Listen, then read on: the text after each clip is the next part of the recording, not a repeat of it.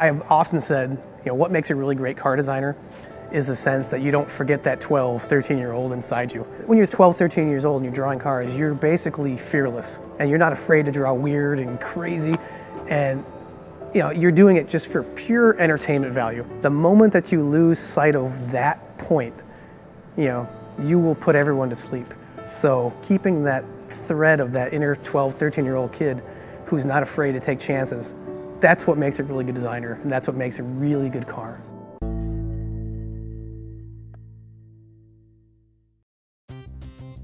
Well, this project to develop this new Toyota sports car was developed at Calty. The idea came from us.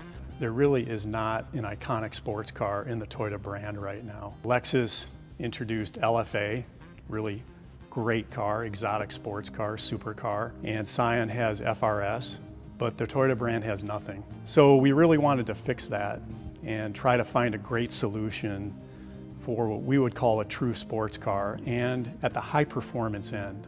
Toyota stopped producing Supra in the late 90s. So we wanted to pick up some spirit, some enthusiasm from that last generation sports car that Toyota had. Generally we start with the creative process. We start with large concept.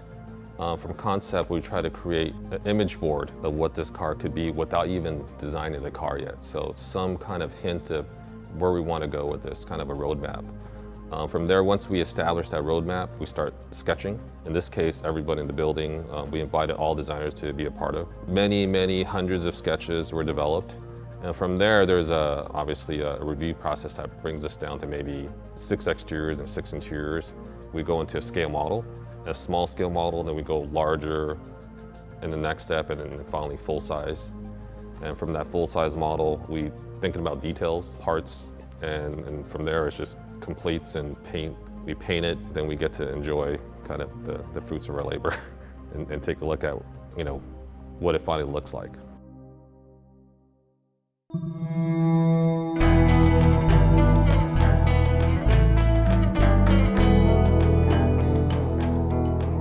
The name is FT-1. It's a future Toyota #1. The intent is to really show what Toyota could do in terms of sports car. Well, I think the overall proportion as a front engine rear drive car, we really wanted to inject that kind of excitement into this product. Supra and the entire lineage of the 2000 GT they were always straight sixes.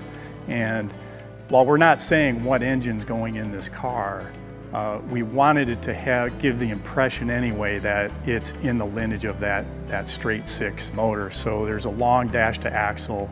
Cabin architecture is very snug and tight. The track is out really wide and engine set low. I think those are all key attributes of not only the last generation Supra, which I think is the most iconic Supra, and also the Toyota 2000 GT. So the inspiration for the vehicle, a lot of it came from understanding the fact that we're trying to create an authentic sports car. We wanted to kind of employ the things that to be realistic and believable for a vehicle of this type. You create your own unique design alchemy for the interior that provides, I think, a completely unique taste for the viewer. The steering wheel is kind of the first piece of this kind of information setup that we have. There's a small screen on top that actually has your shift light, it has your prindle that runs through, and it has your modes. We have 2 controllers, 1 per side, and the idea is that you can drive this car at speed and then still operate kind of the functions that you need to for a real car, not just for racing. The heads-up display, we call it the HUM heads-up meter. We tested out some heads-up displays on fighter jets. We kind of got the idea that this is clearly kind of the best way to go. They're not constantly looking down, they need to be looking ahead. Well, you want to be keeping your eyes on the track in front of you, so all of the meters should be directly out ahead of you. FT-1 has kind of unique interior architecture. We call it the slingshot architecture. So the idea is that when you're sitting in the seat, which is an unusual design unto itself, you're actually the projectile in that design. The seating design is very purpose-built, very much like the interior. There's only soft padding kind of where you need it. Everything else is hard shell.